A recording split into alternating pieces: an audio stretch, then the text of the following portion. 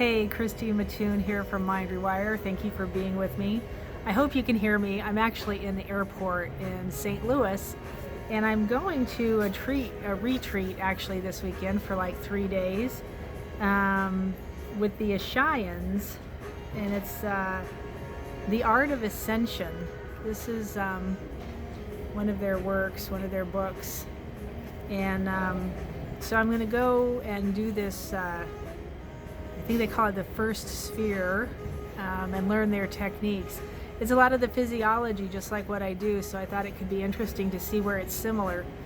And one of the things that they talk about, which I found really interesting the way they word this, because it's the same kind of stuff that I keep saying, is that the things that you say, while they matter, are not the biggest issue, right? The words that you're speaking, we've been told this for so many years, that your words matter so much, right? The things you say, and it does, because you start to believe them, and the more you say it, the more you believe it, the more you do it. But what underlies that? There's always something else, right? There's always a little bit deeper, something else underneath there. One of the things that they say is our stress does not come by what happens in our lives.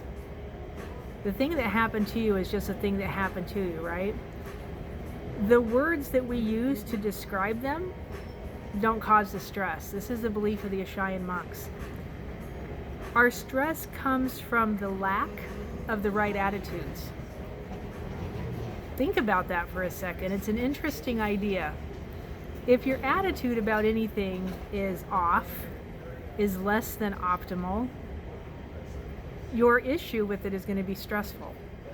It just is, right? Stress comes by way of being in like fight and flight chemicals, right? Any level of them.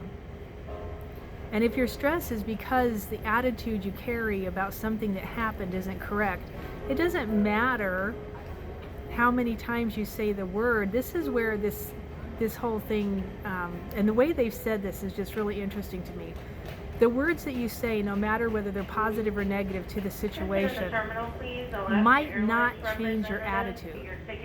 It's going to just be different words. It's like thinking affirmations, right? For years we did the affirmation idea, and those affirmations, people say they just don't work. Why? Because your chemical narrative is still the same. Even though you're saying something positive, the chemical narrative inside your body is still the same. And so if that's what's going on, this is what they call your attitude. What's your attitude? What is it you feel towards it is what it boils down to.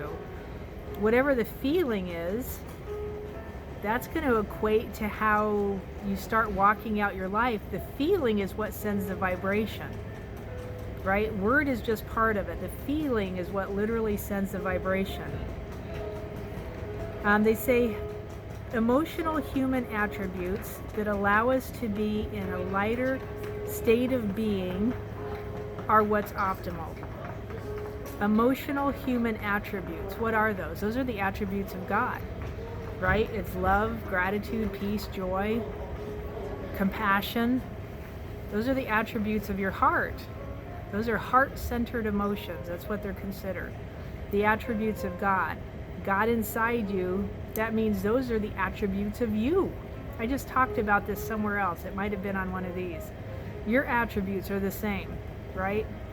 In an optimal, right? If it was optimal, they would be the same. In the world we live in, they're not. Because we are taught that they're not. You were taught that this is going to hurt, that it's going to take a long time, that it's going to be a mess, that you can't stand up yet, that you can't sit down yet, that you can't rest, that you can't go, that you can't. I mean, it's craziness, right? We're told opposing things around every bin, even in self-help work. Even in self-help work. How many things have you been told that are opposing in things like the law of attraction? Right? The opposing ideas. Do you do it for a long period of time, or do you do it only once and let it go? I mean, and it goes even beyond that, right? It's over and over and over and over. And people all the time calling me and asking me, which is it? This person said it this way, this person said it this way. And you're supposed to do it both and then pick whichever one works the best for you. The reason why it's not working is because we're missing a piece of it. And this is what I keep talking about. I'm curious if the Ishayans are going to say the same thing. That's kind of what I want to know.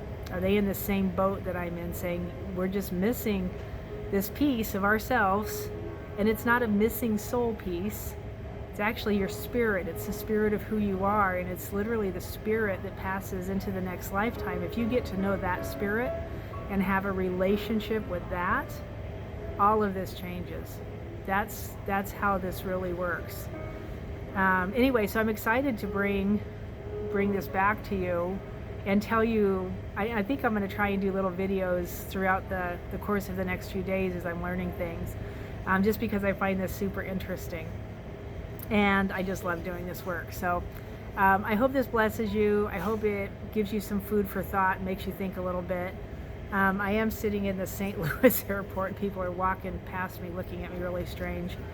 But that's just fine. So, blessings and peace. Bye-bye.